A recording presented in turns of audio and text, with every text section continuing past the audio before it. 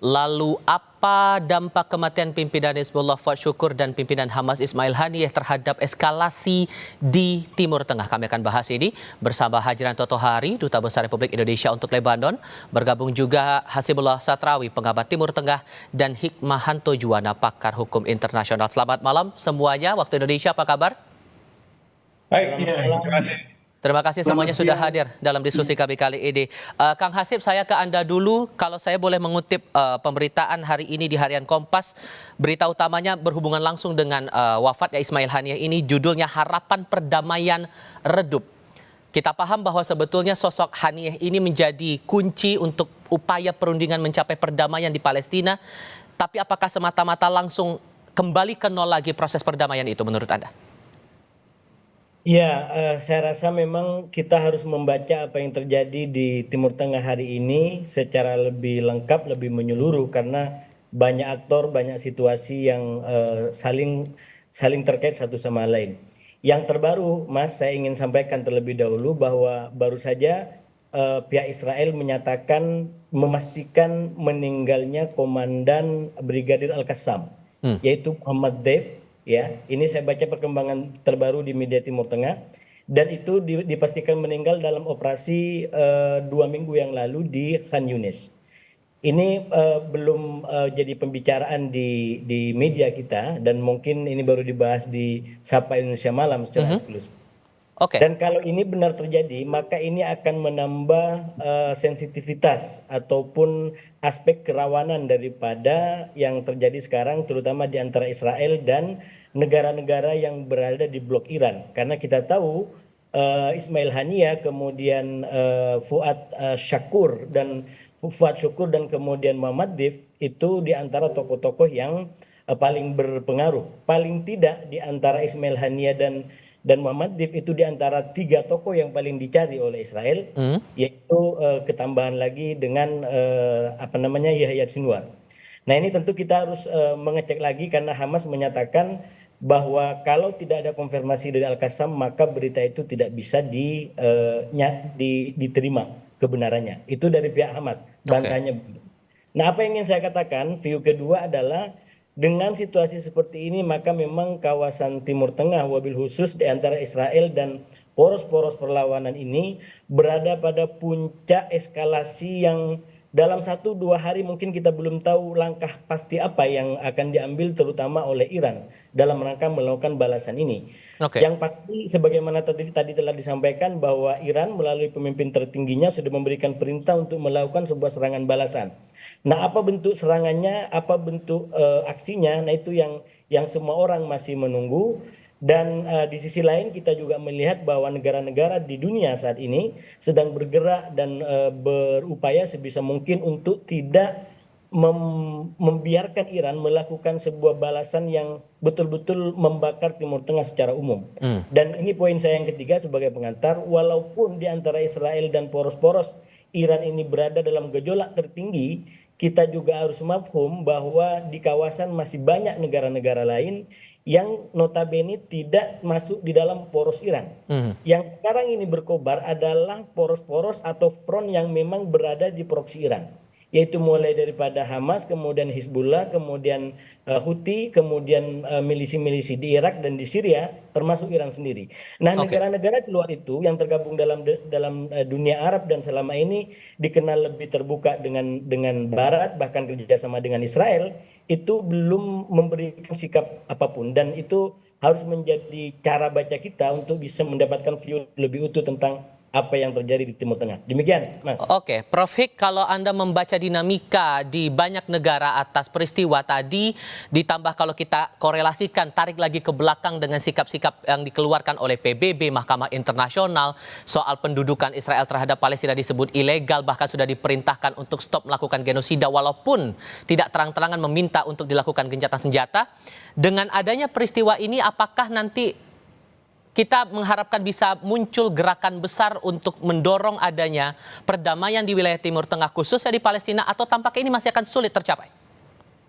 Kalau menurut saya yang pasti adalah semakin banyak negara yang geram dengan tindakan dari Israel. Karena upaya yang dilakukan oleh Presiden Joe Biden untuk mewujudkan gencatan senjata antara Israel dengan Hamas, seolah-olah sekarang sudah tidak ada artinya. Saya yakin dari pihak Hamas sudah tidak mau lagi melakukan perundingan. Justru yang ada di kepala mereka adalah bagaimana mereka bisa melakukan penyerangan ke Israel sebagai bentuk balasan terhadap apa yang diduga Israel lakukan terhadap Ismail Haniyeh. Jadi itu yang jadi masalah. Lalu kemudian juga kita tahu dari pihak Hezbollah juga akan siap untuk melakukan serangan-serangan ke Israel karena petingginya juga ditewaskan oleh Israel.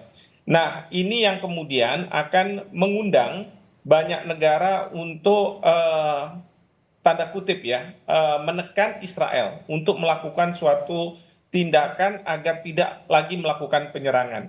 Dan Amerika Serikat dalam posisi yang sangat awkward ya, dia tidak mungkin terus-menerus harus membela tindakan Israel, sementara Amerika Serikat tahu bahwa yang dilakukan oleh Israel adalah suatu pelanggaran hukum internasional. Nah, ini yang kemudian kita berharap bahwa Amerika Serikat tidak kemudian membela atau melindungi Israel sampai pada suatu tindakan yang melanggar pun dia harus melakukan.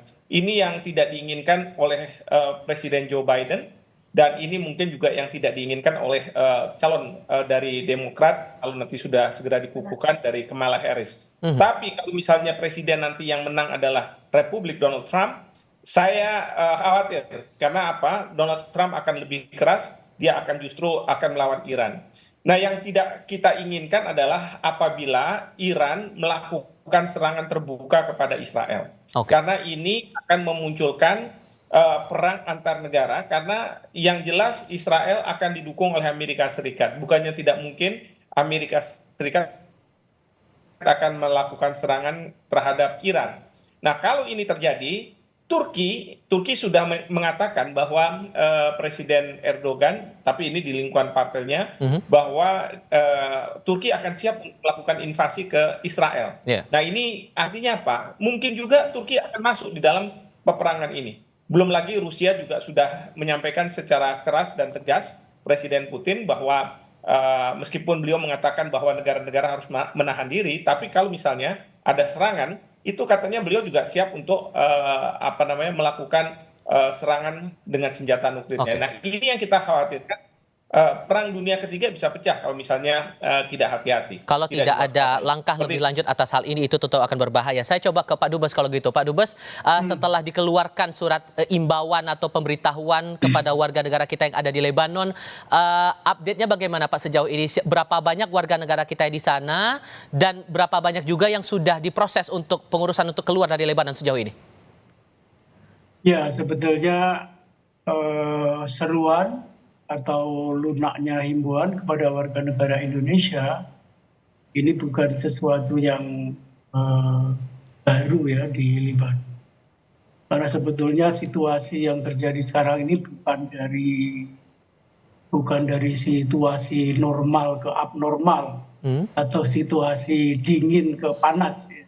Tapi kalau di Libanon itu situasi panas ke lebih panas lagi, kira-kira seperti itu. Karena kita ketahui bahwa sejak tahun 2006 di Libanon ini ditugaskan oleh PBB melalui UNIFIL itu 10.500 tentara pemelihara perdamaian. Itu sejak tahun 2006. Artinya dikirim pasukan pemelihara perdamaian 10.500, itu menunjukkan bahwa situasi di sini ya situasi masih perang. 10.500 truk, di mana 1.300-an itu tentara nasional Indonesia. Dan Indonesia adalah negara pengirim tentara pemelihara perdamaian terbesar di Lebanon, di bawah bendera UNIFIL, United Nations Interim Force in Lebanon. Dan karena itu sebetulnya contingency plan yang dikeluarkan oleh KBRI itu sudah sejak bulan Oktober 2023.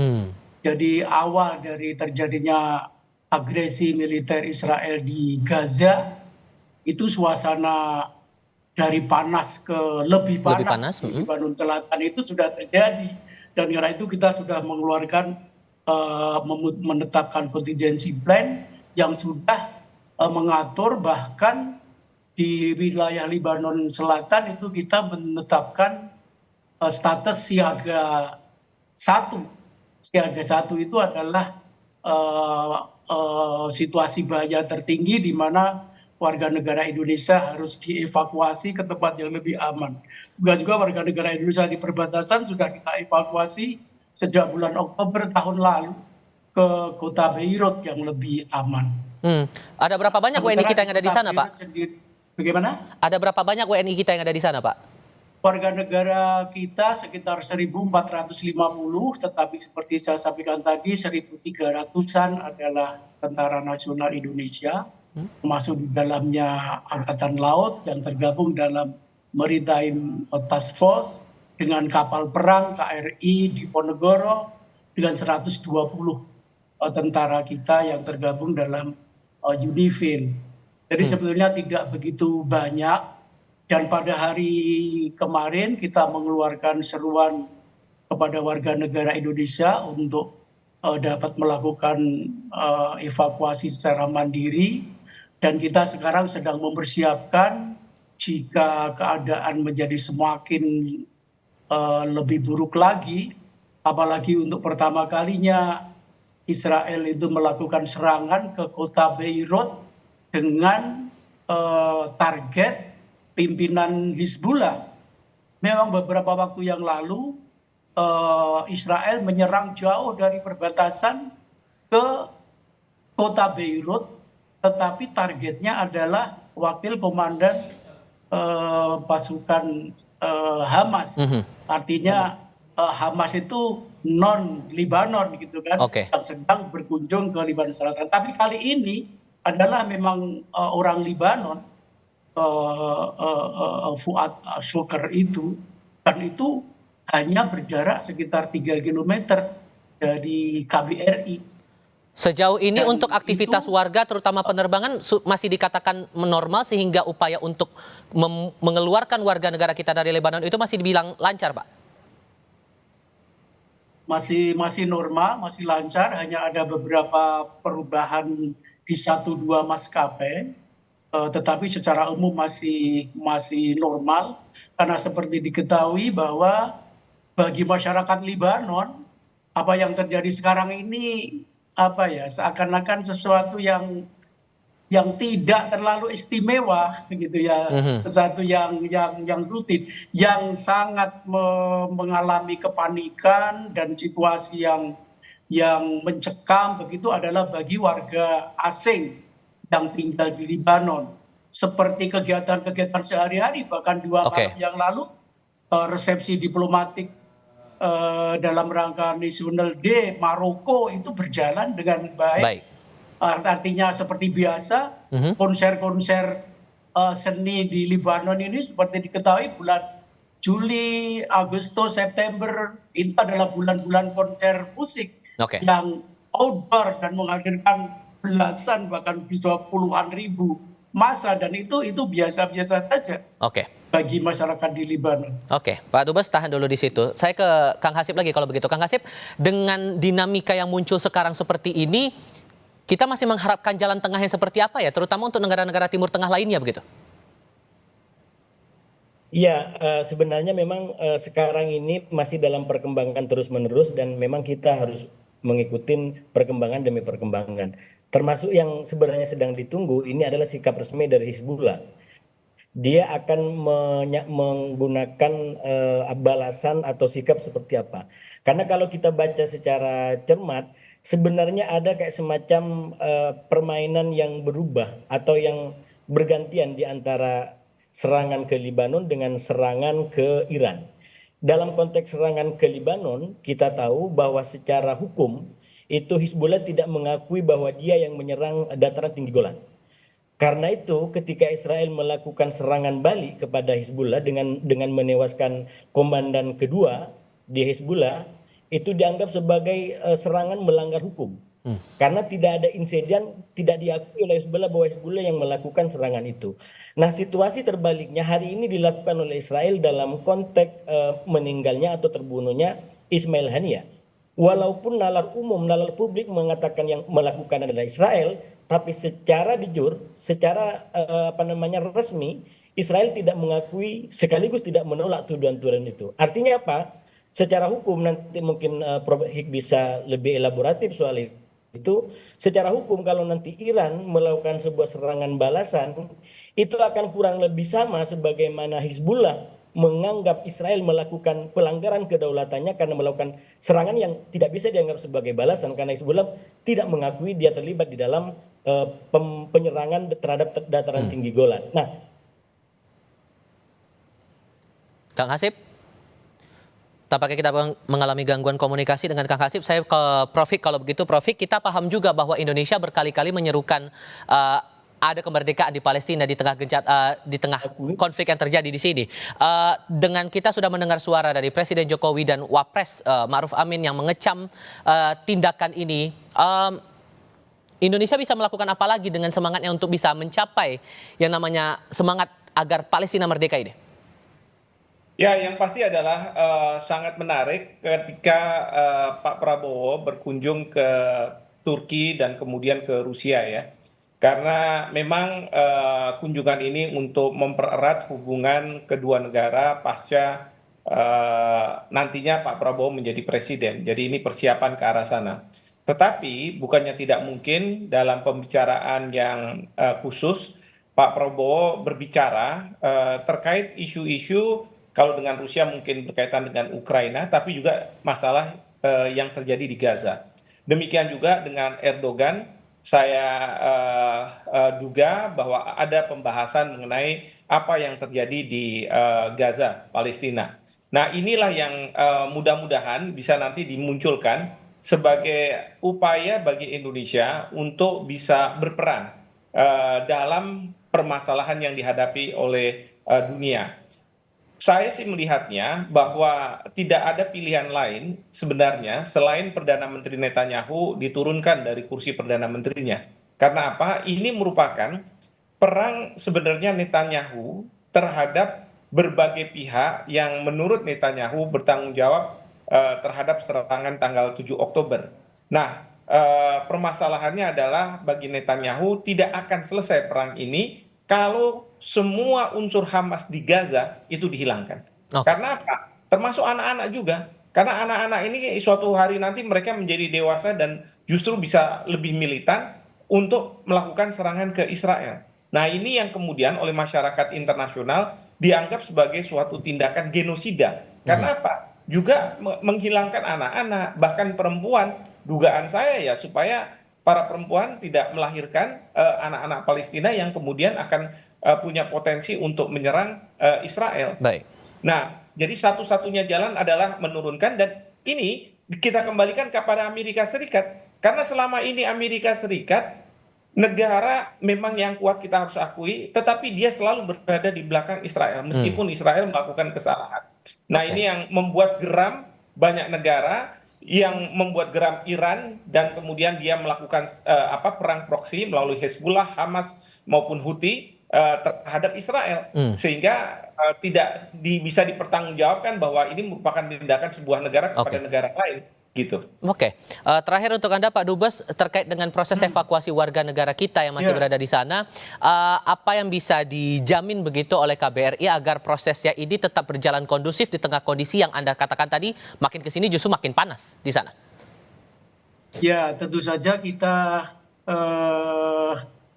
hari ini sebetulnya sudah kemarin ya kami sudah menyampaikan usulan untuk dan sekaligus pertimbangan-pertimbangan kepada Kementerian Luar Negeri untuk menetapkan Beirut dalam status siaga 1. Artinya dengan siaga 1 maka kebijakan dilakukan evakuasi itu dijalankan. Dan saya hari ini juga mendengar sudah diambil langkah-langkah persiapan untuk kemungkinan mengirimkan pesawat terbang dari Indonesia untuk dapat mengangkut warga negara ini. Oke. Tapi tentu saja kita masih menunggu perkembangan di Beirut. Oleh karena kita tahu kalau ukurannya itu di perbatasan, sebetulnya apa yang terjadi di perbatasan Lebanon Selatan dengan Israel itu sudah terjadi perang ya antara Hizbullah dengan Israel sejak tahun yang lalu, sejak Oktober.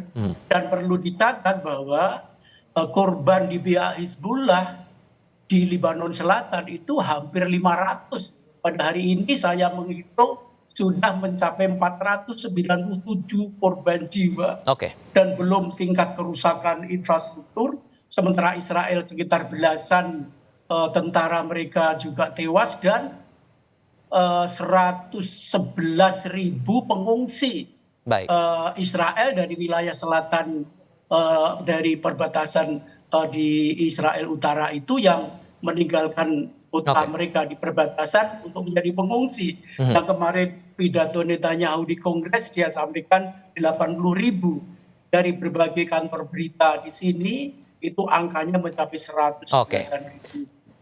Artinya kalau di perbatasan sudah serius, yang kita hanya perlu waspadai adalah ketika eskalasi menuju ke kota Beirut yang jaraknya sekitar 190 km dari perbatasan di Lebanon Selatan ini semakin buruk akibat kemarin serangan Israel di Beirut Selatan yang menewaskan pemimpin Hizbullah yang konon kabarnya adalah penasihat militer dari Sekretaris Jenderal Hizbullah, dan peristiwa yang terjadi di Teheran. Prosesnya ini tentu menarik untuk dicermati sejauh ini ya Pak ya. Hampir semua perwakilan negara asing sekarang sedang mempersiapkan kemungkinan dilakukannya evakuasi. Pak Dubes, terima kasih banyak. Kang Hasib, terima kasih. Prof. juga terima kasih sudah hadir dalam diskusi kami kali ini. Selamat malam waktu Indonesia untuk Anda semua.